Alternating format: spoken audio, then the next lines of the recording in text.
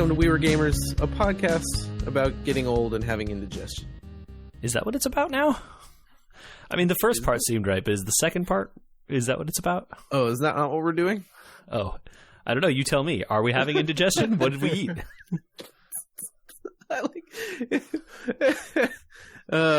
What did we eat? No, it's another week this week, right? Everybody having a little bit better week, I hope. We kind of had a dour beginning to last episode, with Stanley having passed and the horrible natural disasters here in California. Okay, or a 73-yard touchdown could just happen now. It could. You know, wow, this game is nuts. We're going to talk about at the end of the episode, as we always do, Rantasy Football. Currently, Monday Night Football is going with the best game of the year, and we're missing it for you. Welcome back. Yeah, it's good to be back. Let's get into it. There's been a lot of gaming stuff. Last week, we kind of focused a little bit on personal stuff, and there's some multimedia happening. Oh, yeah? Yes. Yeah. Well, I kind of, I'm going to admit something a little bit, because people have probably been wondering why I haven't talked about it for a little while. I have gotten a little bored of Fire Emblem. That happens, I think. I feel that's a reasonable stance to take. I don't think the story's that good. Also a reasonable stance to take. I can see that kind of game being tough to keep your attention if there's not a compelling story to make you want to, stay involved. I mean, the story's what... Maybe this is the right answer. The story's what I expected. It's not much more. It's kind of anime, right? Yeah, it's pretty anime. The biggest twist in it happens at the beginning. If you understand... let's just throw a small spoiler warning here. You can tune in 30 seconds. If you know who Marth is and what he looks like, the masked character is not that of much of a surprise. Yeah. And they sure milked that one for quite a while. I am excited to start teasing this farmer up through the ranks and making him into a murder machine. He definitely becomes one of those. But it's kind of flat for me because every other fight is like, oh, okay, I didn't know that guy could move that far. I gotta reset this, or there's a lot of like slowing things down. Like if you really want to get through the fights, you gotta put, what are they called? This starts with a V. The Pegasus Knight? Villainaries. Oh, vulneraries. Yeah. Vulneraries on everyone and like heal them up all the time. This is a lot of healing. There's a very specific option that shows you the total spaces that bad guys can move, like highlights it. Mm-hmm. You should definitely play with that on all the time. I have it on. You don't accidentally move within their range. I have it on. One of the problems is that when enemies overlap, you can't tell which one can move where. Yeah. And which attack reaches how far. So sometimes you'll be within range of a dude that looks like another dude, but that one has a javelin. Yeah, you have to click them individually then, and it's a hassle. Yeah, and then they snipe your healer from the back row. Yep. And it really stinks. Oops. Yeah. So in an effort to take a break from that, I have been consuming some media that is not video game. Well, not true. One of them is video game related. JJ, I watched that second season of Castlevania. Yeah. Ooh. I've been making my way through that, but I'm happy to talk about it because it's rad. There were some reviews out there that said it was slow. There were some reviews out there that said that it was a lot of exposition. They're not wrong about either of those things.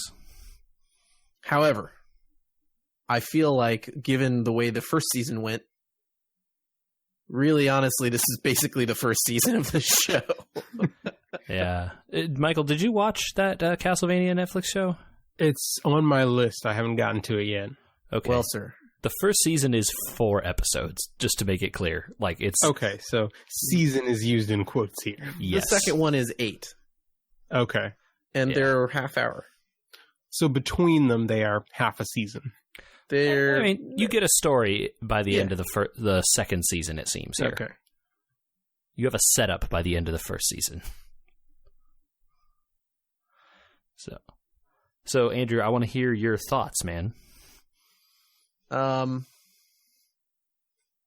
I like all the exposition.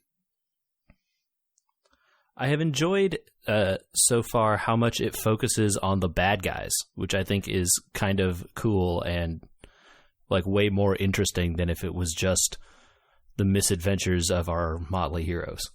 I think, they realized that Trevor Belmont and Alucard are kind of a weak duo. Yeah. And even the girl third wheeling them there is not making it better. She comes into her own a little bit.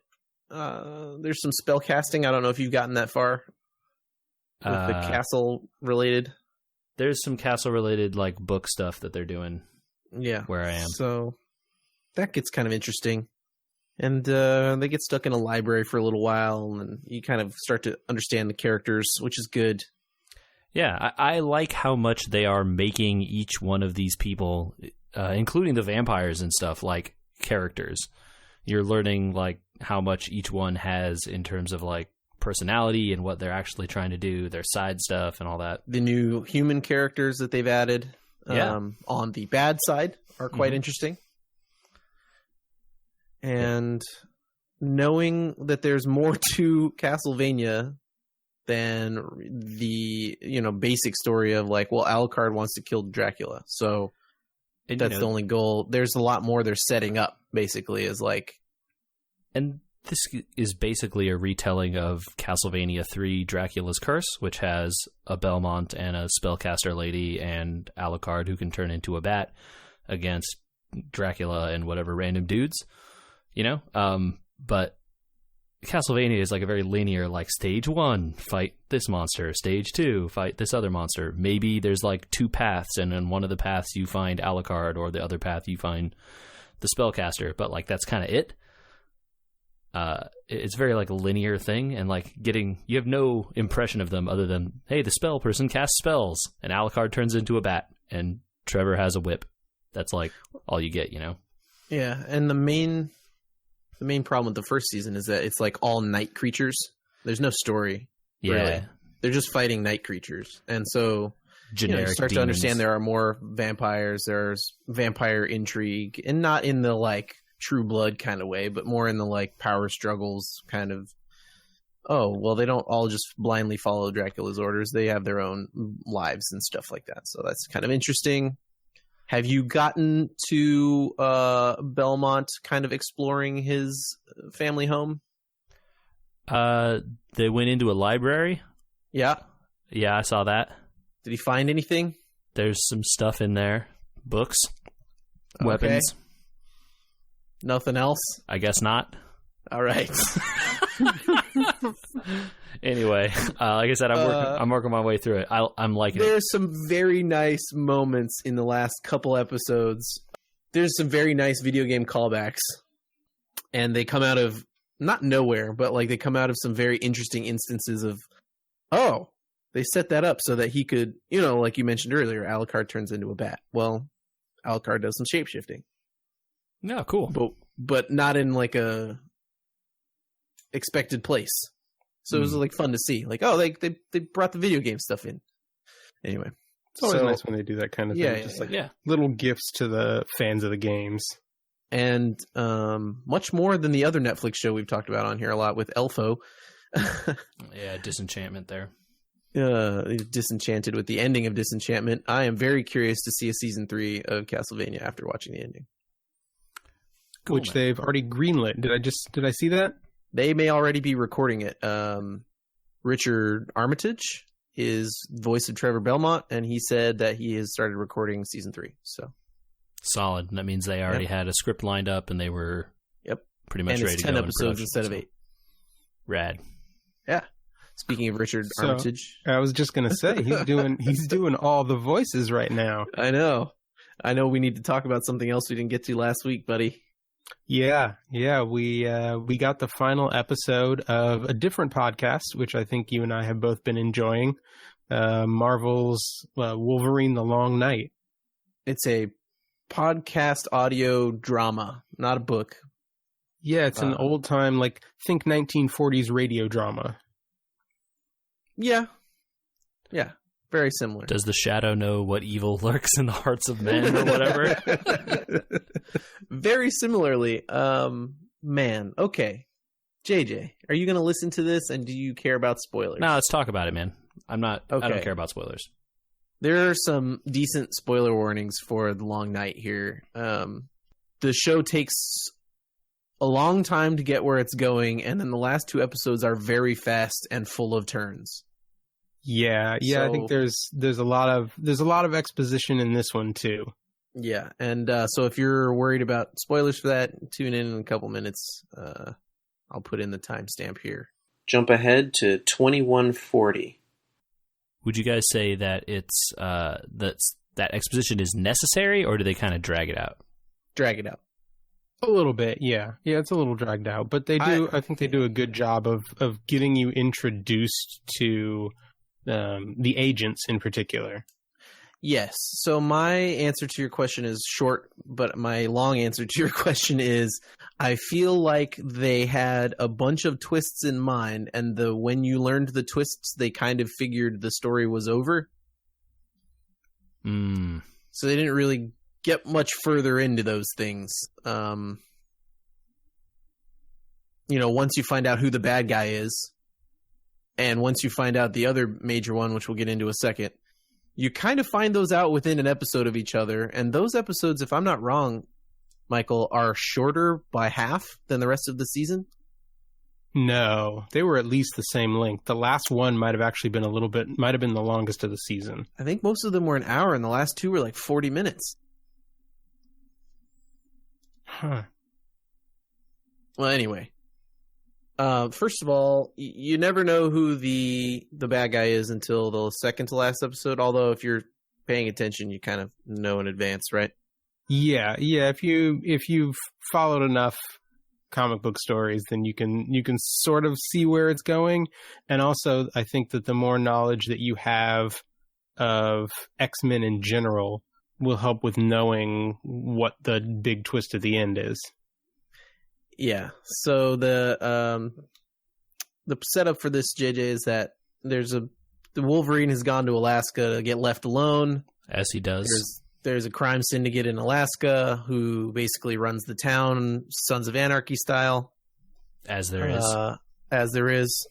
Wolverine gets dragged into it by these red herring they call them the Strawberry Kids. They're like wild children. I don't understand that part. Is this like they can't use Children of the Corn, but they want another vegetable? They set it up. Their dad is kind of a government conspiracy nut, so he drops off the grid and takes all his kids with him, and he dies. Yeah, so they run wild, living off the land, and so you think maybe they're responsible for problems, but they're not. But they are.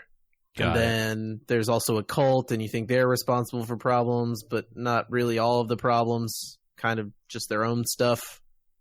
And then you find out the son of the dude that's in charge of the crime syndicate is actually a mutant, right? And he's the one causing all these problems.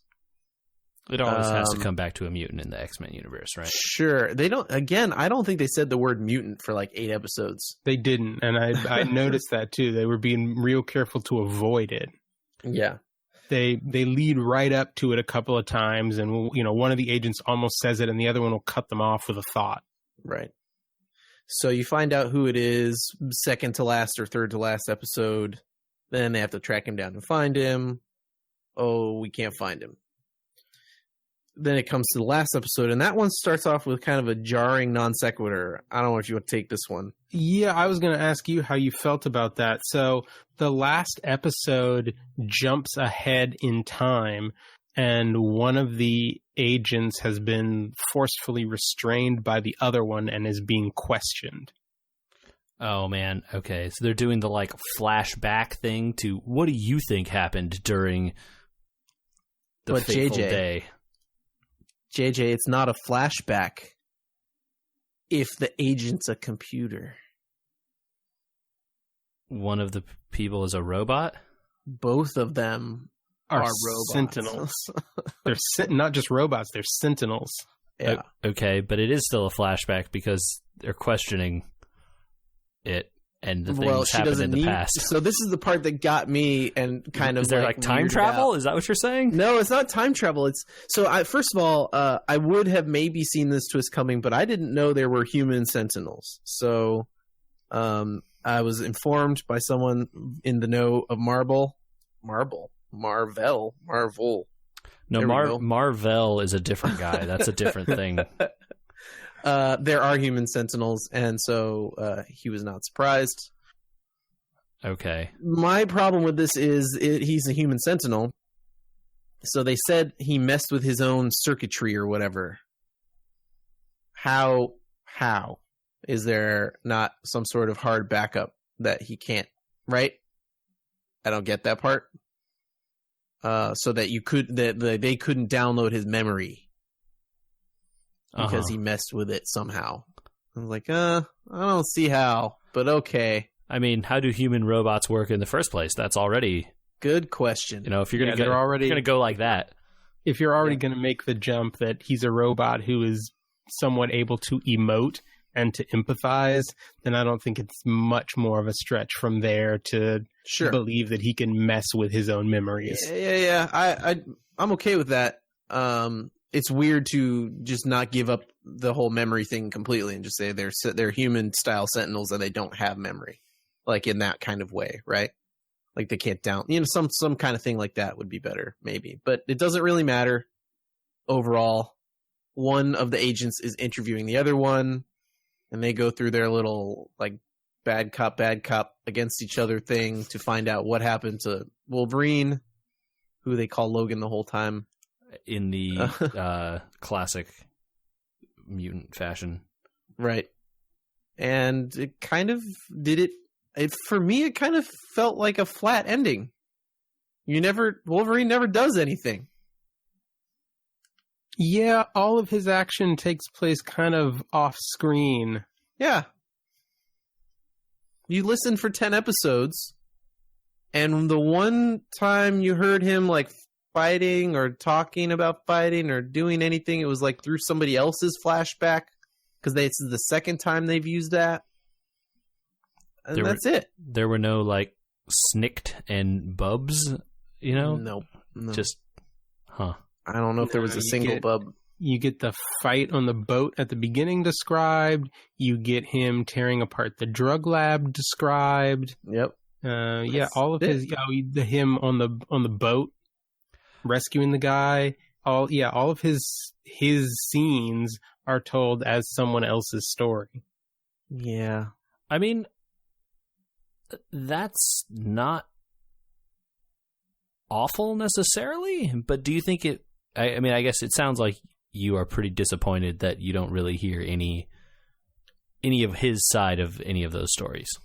I was just kind of taken aback that the format ended in this kind of... Like, I thought... It seemed to me that they were leading up to the present, right? It always seemed like the agents were behind Logan and behind the story and always catching up. Yeah. And so the last couple episodes were going to be them finally catching up to Logan and then it being present, right? And that never happens. It's always, all the way through the end, a retelling somehow, some way. Even though, yes, I know the agents were listening to them in real time, discovering stuff, but the story of Logan and what he's doing and all that stuff is always a flashback or connected to something else, being like information finding. It's never really a full blown narrative, like you're following along as things happen, and that seemed like maybe they were going to lead up to it, and then never happens. So it kind of ended for me in not a down way. I liked it overall, I guess, the concept of it, and they lead into saying there's going to be another season, but gosh, I hope they don't do it the same way. Yeah, we'll see. I did a little bit of reading about what the second season is going to be, and it definitely sounds interesting. Yeah, they go to Japan? No, actually. Totally different direction. Okay. He goes back to Louisiana. Okay. So they keep referencing throughout the season, JJ, that he keeps making reference to his time in Louisiana. Okay. And the second season draws him back there. Maybe we'll get Gambit. One of those. There is a mutant who is leading a group that I think is hiding in the swamp, but it wasn't Gambit. It didn't sound like Gambit. Or it's a feint, and it is Gambit. I think they might have named him in the article that I was reading. I see. Okay. Well, what were your overall feelings at the end of it? The last episode was definitely not what I was expecting it to be. Just from the setup and the way that they finished out the story. I don't think that I was really expecting that they were going to go in the direction that they went. Although, they did set up some of the stuff with Logan and the agent throughout the season. Yeah, absolutely. That's good storytelling, right? Yeah, it is. To be able to look back and see, oh, yeah, this was sort of they dropped the breadcrumbs for this all throughout the whole season. On the whole, I think I really enjoyed it. Cool. There are definitely times when it felt a little slow, but never to the point of losing my interest. Yeah, I definitely listened to it all the way through. I don't know if I'll pick up the second. Fair enough. Okay. We'll see. Yeah. Any other mutant news? Funny that you should say that. I think that a rather unexpected stocking stuffer got announced this morning. Oh, okay. JJ, did you see this? Yeah, maybe. Yes, I think I did. If we're talking about the second time in 2 weeks that we'll be talking about a Ryan Reynolds situation. Yes, we are. Detective Pikachu and what was the name? Once Upon a Deadpool. So Ryan Reynolds Deadpool? Yes. A movie version of Deadpool? Yes. It is. Okay. My understanding, it is a recut version of Deadpool 2. Oh. Okay. With a PG-13 rating. Oh. But it looks like the pieces that they have had to cut out, and this was a big chunk of the trailer that they dropped, are Deadpool narrating to Fred Savage Princess Bride style. So it's Fred Savage sitting in the bed like he was as a kid at the beginning of the Princess Bride movie, and Deadpool is sitting next to him with a storybook, like the grandfather. Crazy. Okay. And so I mean, are people clamoring for a PG-13 Deadpool? No, I assume not. Okay. Maybe I'm wrong. I don't know. I don't think anyone wanted this. To me, a large appeal of the Deadpool stuff is that it is very unabashedly R-rated. Right. Look, don't take your kids to see Deadpool because it's not for kids. Yeah.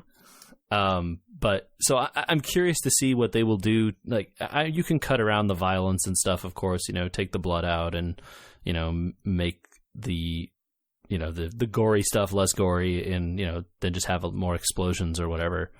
But I'm not sure how some of the other scenes and stuff you cut around. So I'm not too sure what they end up with then in that movie. But if they just replace all the scenes that they have to cut with Deadpool telling Fred Savage what it's about, it might actually be really funny.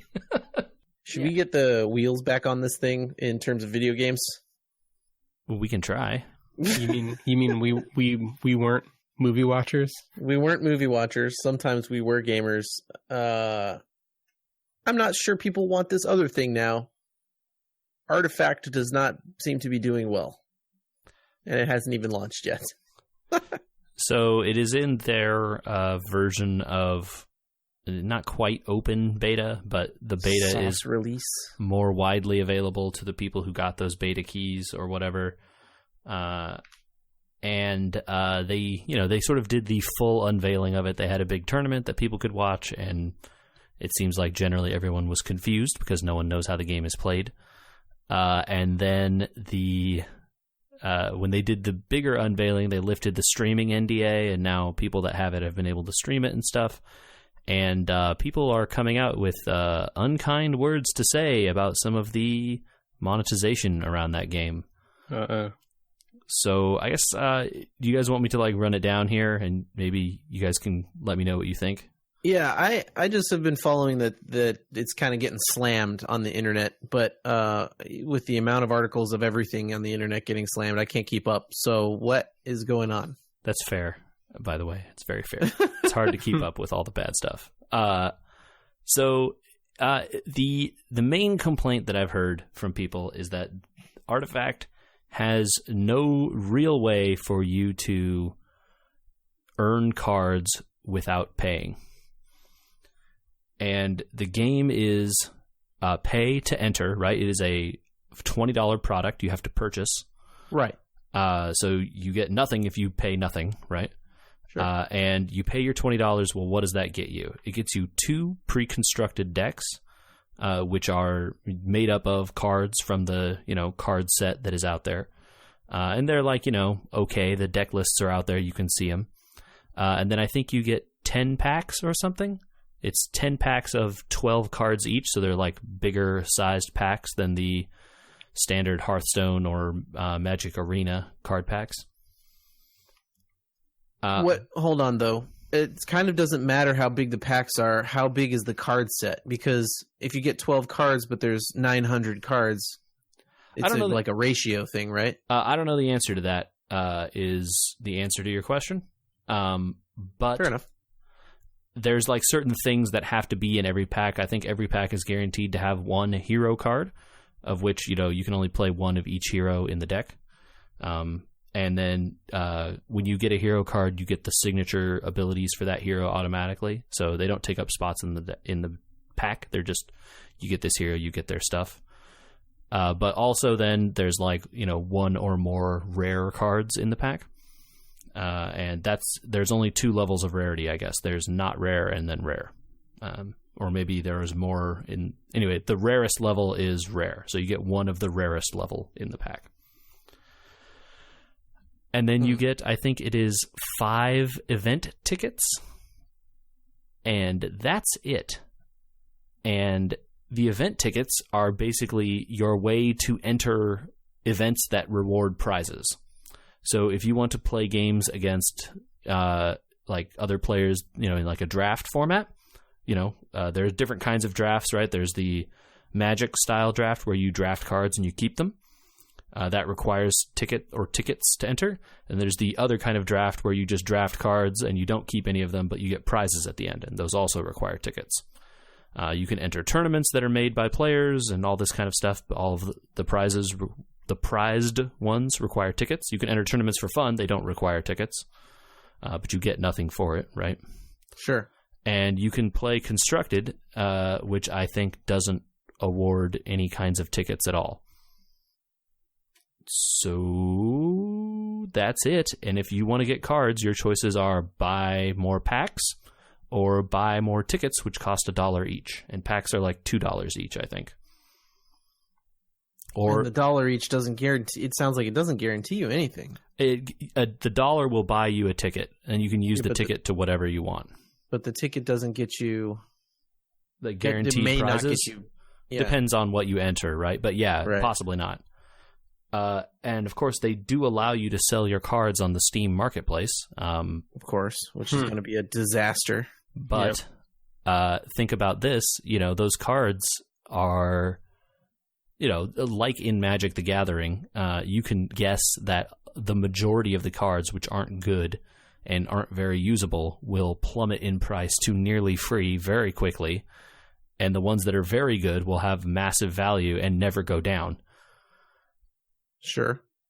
So if they go on sale at all, yeah, exactly. And they're so you're buying a $2 loot box to maybe get something good, or you can buy individual cards for way more than $2, hoping to buy enough of the ones that you need. My main question is, how is this going to get past Chinese and EU regulations? Because that seems like the most egregious of gambling ideas in terms of how you get cards. So I think all the rarities and the chance to get certain things are laid out, and I think that's all that's required by those authorities. It's like, here is the ratio for this to this to this. There you go. It's not a good ratio, certainly. But you know what it is, yeah, and that's what matters. And I think the thing that probably is turning people off the most is there's no free reward structure at all. Nothing. There's no dust or gold equivalent or whatever. There's none of that.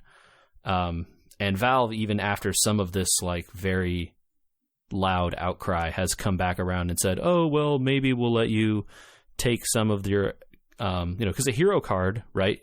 Every pack has one hero. You're going to eventually open duplicates, right? You can still only play one of each hero in a deck. So, what do you do when you have, you open your second Sven or your 60th Sven? The card is just worthless.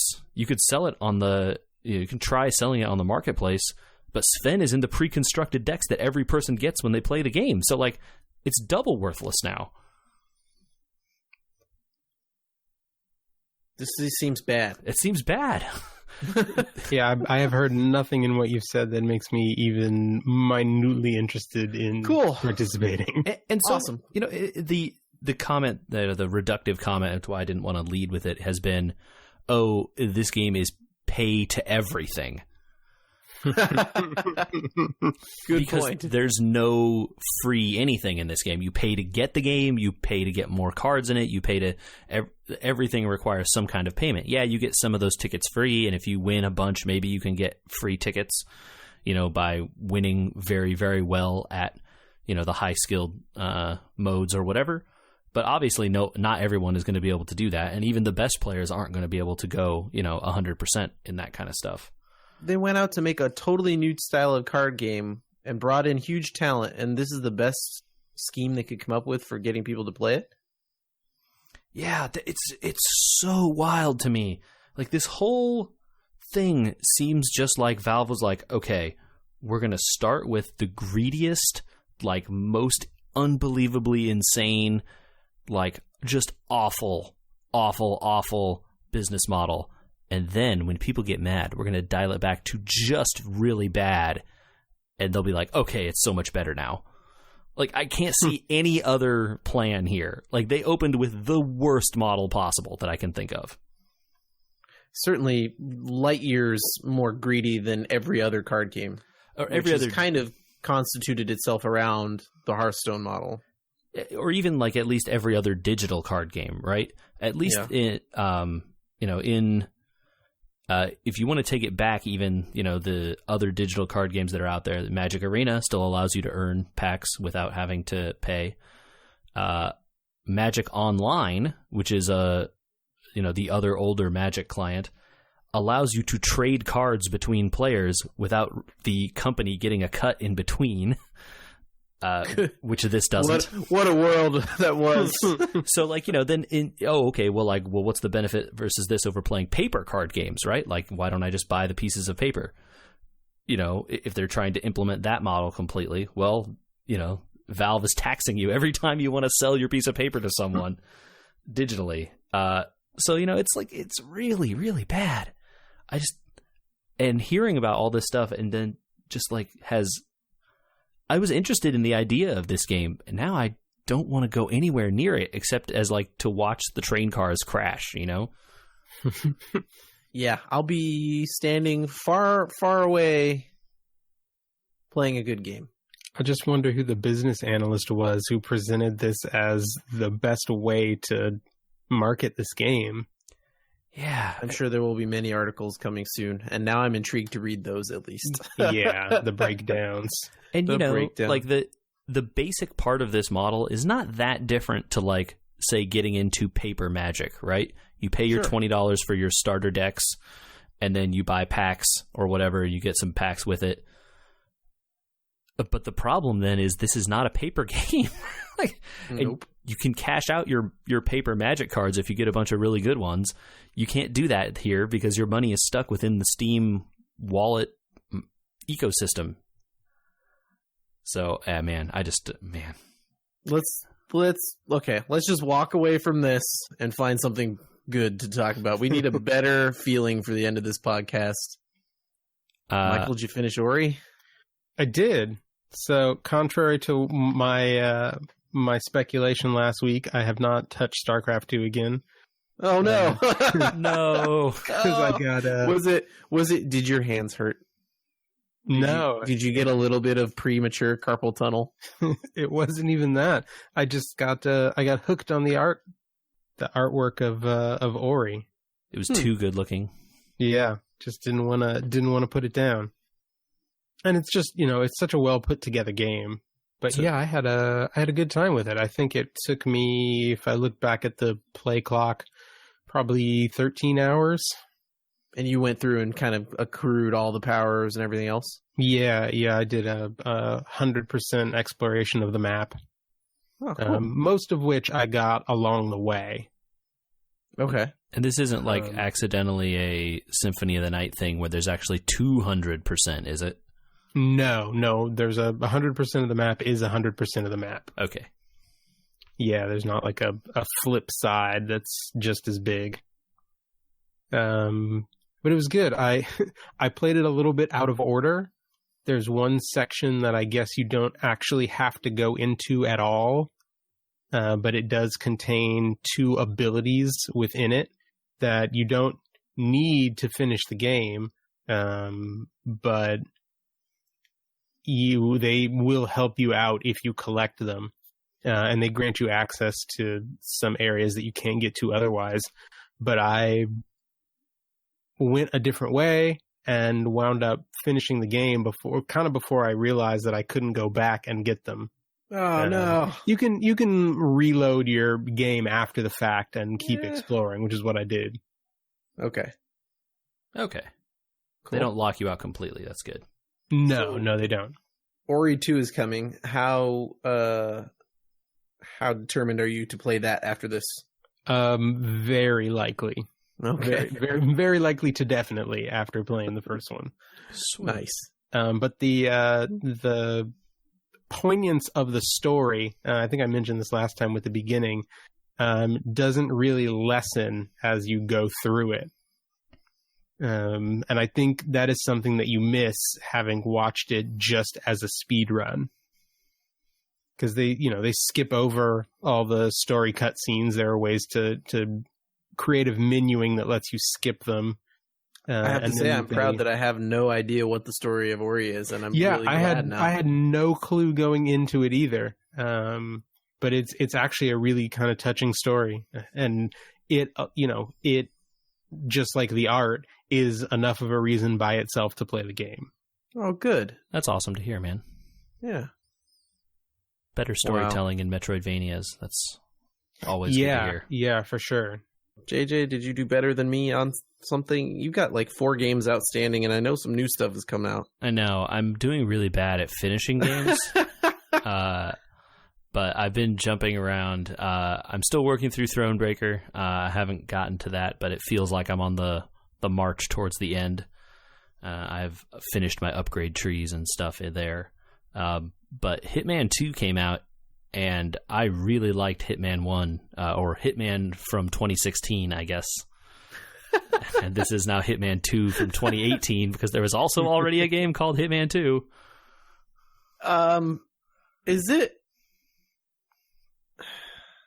Is it possible that they just didn't realize what they were doing to people that are our age, or they just don't care about people that were around when the original Hitman came out and we thought, this is an amazing series, and then it kind of fell off, and then now they're marketing to new people, or they just don't care about the head bending that we're going through? So it was definitely a kind of a reboot of sorts.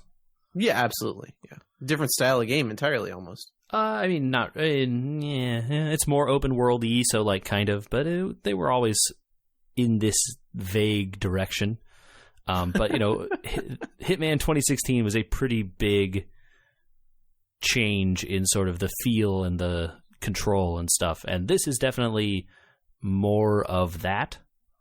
So if you liked that last Hitman game, this is more of that. And they have done away with the episodic model, which it sounded like a lot of people were not too happy with. I thought it was great, but It's gone. You can buy this game and play all the maps now, which... No. Yep. There's not going to be any DLC for this game? So they have announced there is going to be DLC, but it's, traditional, like, hey, buy the season pass or buy, this part and this other part together and, see you get an extra map and an extra whatever every time. Elusive targets should be one of those things that comes out each time, right? Correct. The elusive targets seem like they'll be free, and the first one starts here in a few days. It is Sean Bean, the Undying. That's so good. What a great name. And I just have to say, I've played most of the maps so far, not like too deeply into a lot of them. I plan to go back and replay all of them. It's awesome. And the new stuff they added is really cool.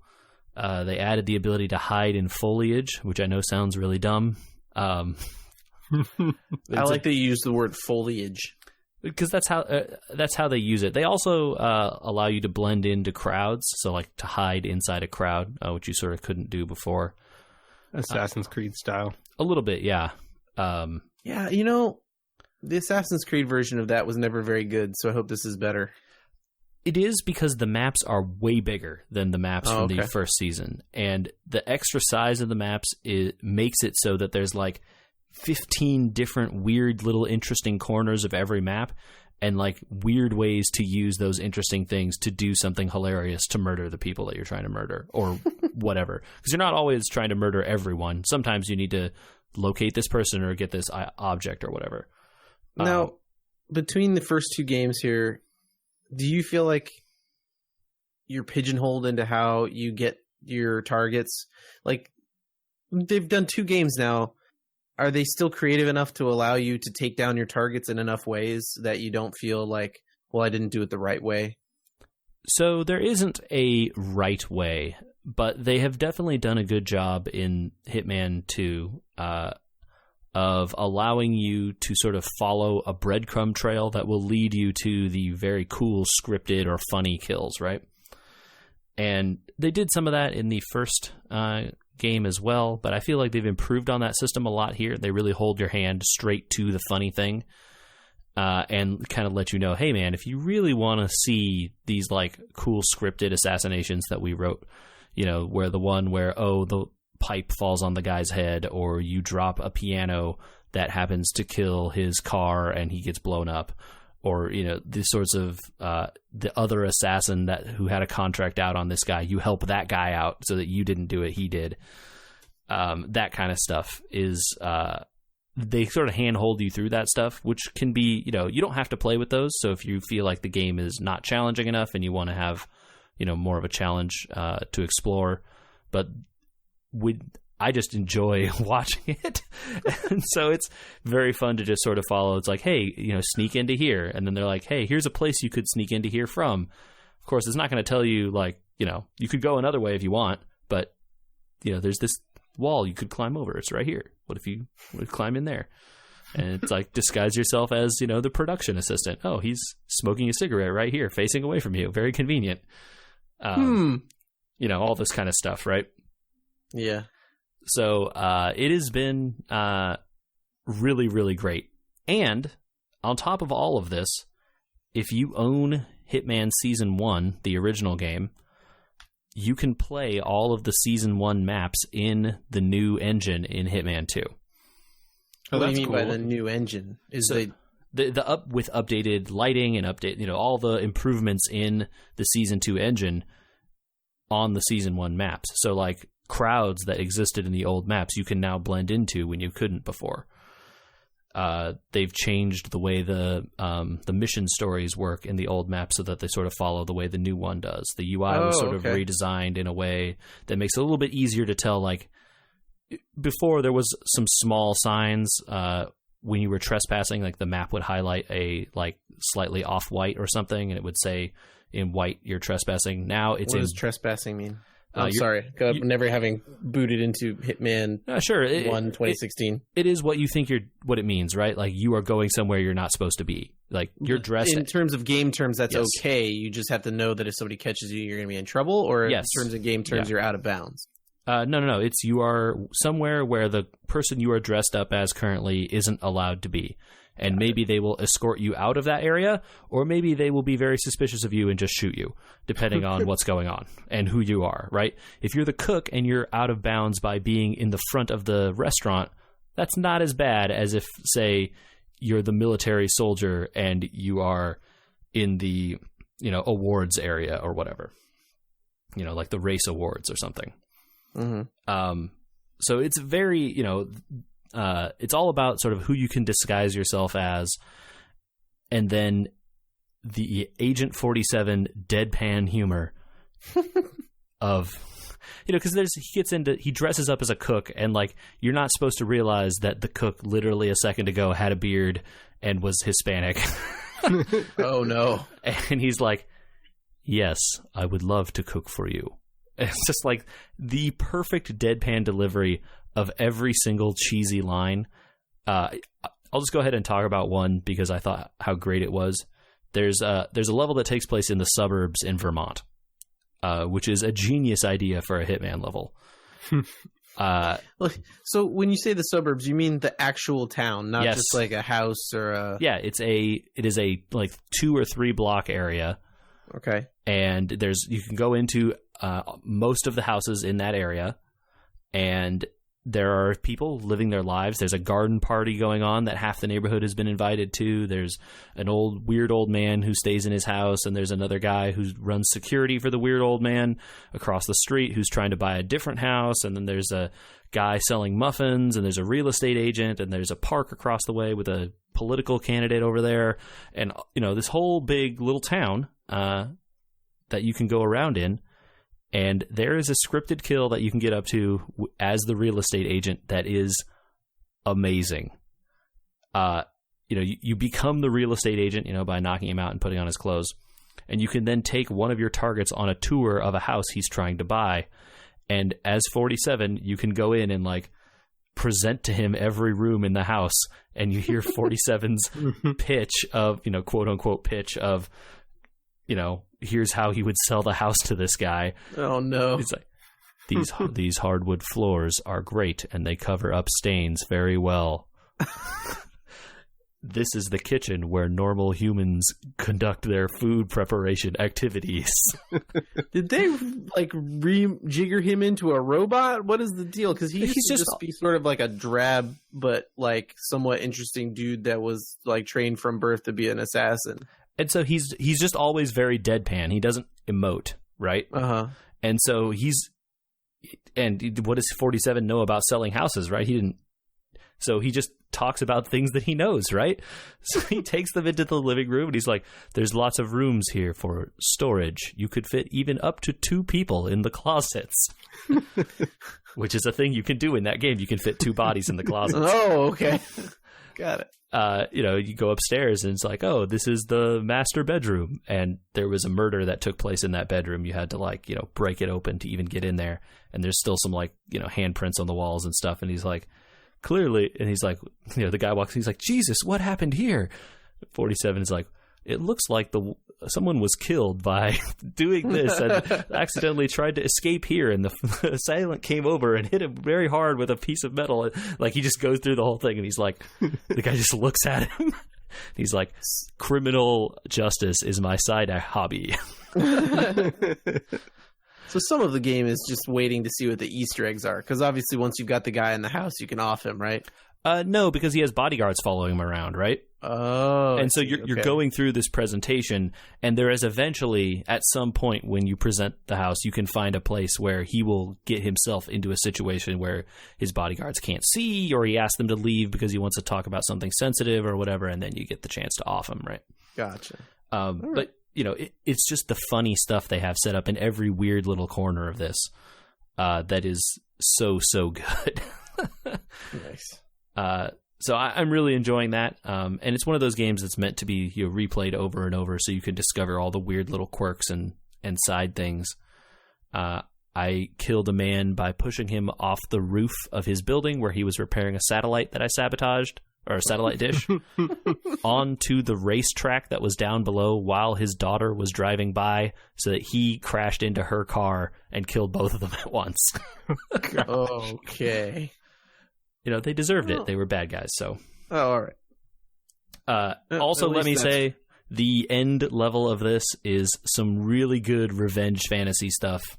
If you are maybe a little sick of very wealthy people and corporations, it's pretty good. Okay. So it has been a wild ride with this, so I'm excited to definitely play more, and I want to kill Sean Bean. Oh, don't just leave him alone. Maybe there's an achievement for not offing him. You know, the elusive target thing, you know, they're only around for a certain amount of time, and if you don't kill them, I think they are, you know, that's supposedly the one-time thing, although I think they have typically brought them back. The fun of it is, and you know, it is just a different target on one of the other maps, and the maps really are the thing that is cool about the game, and you definitely have access to all of those. So Hitman 2 is rad. People should play it. That's my review. Another blast from the past real quick, then we'll get into football, I guess. Prima Games. Yeah, and their publisher, who I guess also owns Brady Games. I don't know who the publisher is, the name. But I guess they announced that that Prima or however you want to say their name is no longer going to be a ongoing concern. Closing up shop. Pour one out for your favorite strategy guide books. Sad-ish. I can't remember if I used Brady or those more when I was younger and didn't have the internet. Yeah. I was surprised, however, that these guys were not a casualty of the internet earlier, considering GameFAQs has been around for 15 years. Yeah, and you know, I think they definitely leaned hard into the like, hey, here's a QR code on this page that you can scan and go watch a video of X or Y thing or whatever. And, you know, in some cases, I think those strategy guides were interesting in the idea of like, hey, this is mostly an art book, but like has some tips or whatever. But yeah, I don't know who would these days be doing that. They were essential when Ocarina and all those games were coming out. Final Fantasy. You want to make sure you didn't mess up which order to open the chests in FF10. I think I still have one for Final Fantasy Tactics on my shelf here. I've got one next to me on the shelf here too. Funny that you say Final Fantasy, because I think that the consensus in the community that has consumed these guides agrees that the worst strategy guide ever written was the one put out for Final Fantasy IX. I believe that. Okay. Why? They decided to try and do a guide that didn't give everything away. But the way that they did it was to integrate it with an online portal. And the online portal was hot garbage.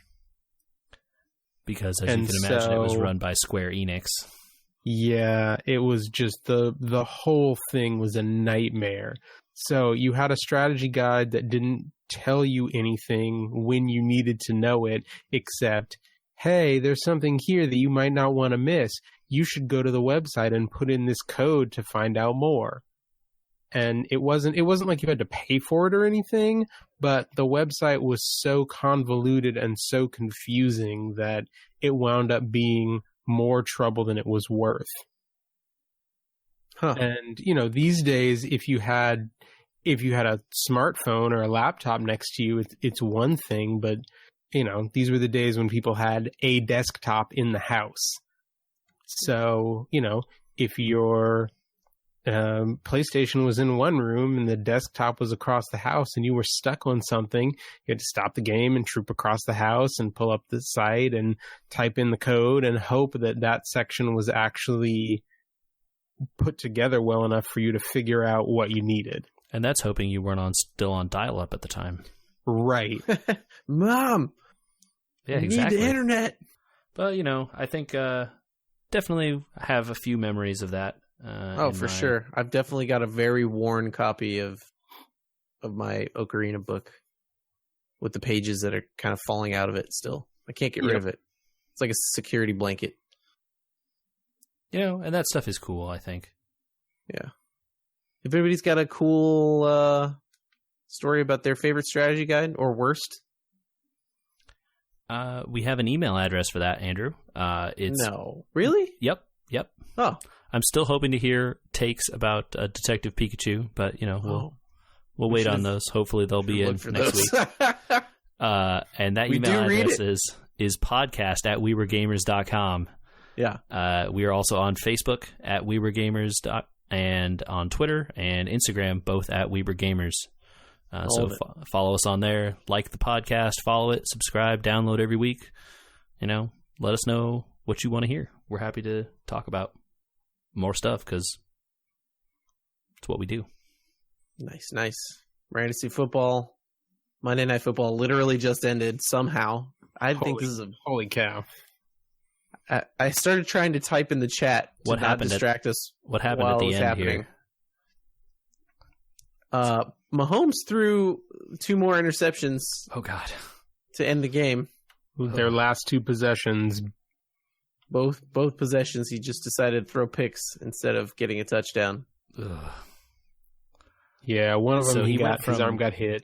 He went from having no interceptions to 4 this game. Is that what happened? 3 picks and a fumble. Ugh. If a quarterback threw 478 yards, 6 touchdowns, and 3 interceptions, would you think they maybe won their game?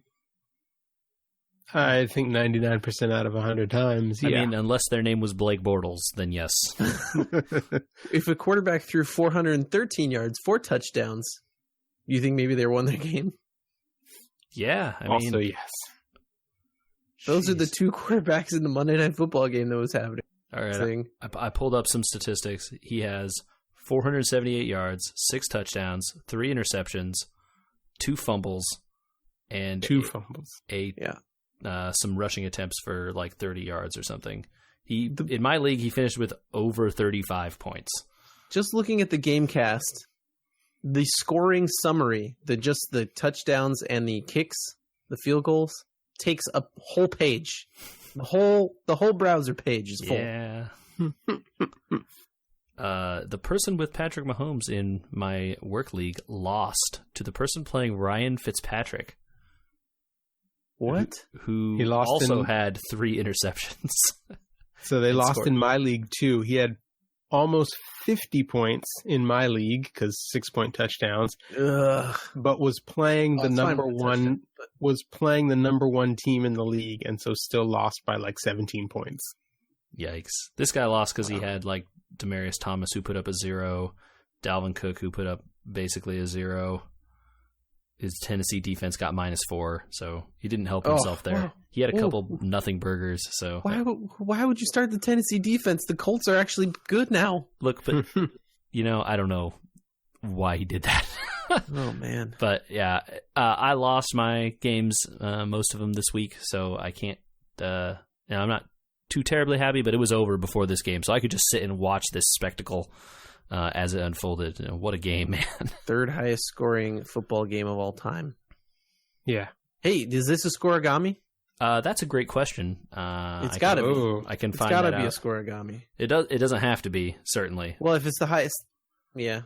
I guess if it's the 3rd highest, it might not be, but... Well, but the other I saw the other 2, and it's not tied. All right. So it's the only way that this many points has been scored. The Twitter account that I follow, Scoregami, has not updated. According to the website, it is a scoregami. All right. Congratulations, friends. If you don't remember what a scoregami is, go find the episode of ours titled Scoregami. Yeah. The numbers are so high here, it just had almost guarantee, right? It had to be. Yeah. Yeah. 54. 51, I believe, 51 was the final. It is on the board. Clicking on it. First game, LA Rams 54. 51, Kansas City Chiefs 2018. Wow. What a game. So there's no point in watching the Super Bowl this year because it just happened. I mean, this very likely that this game was better than the Super Bowl. you want to know something fun? This game could be the Super Bowl again. Yeah, how great would that be? It's the AFC NFC game. It could happen. Yeah, I wonder, man, and think about it too. This game was supposed to be played in Mexico City, and they moved it to LA. Yes. Imagine the difference in that crowd. Well, and the size of it, yeah. Yeah, I wonder. I mean, you saw pictures of the field in Mexico and all kind of how that was looking, and I mean, you understand why they did it. But like, man, the people at that Mexico Stadium must be mad. Well, they should be mad at the people that didn't upkeep the field.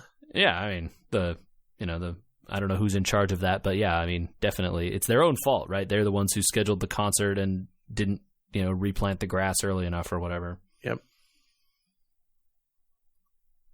Man. Yep. Wow. Well, I'm sorry to hear that you lost your games. I eked it out despite having started Sammy Watkins over Josh Reynolds. Whoopsie.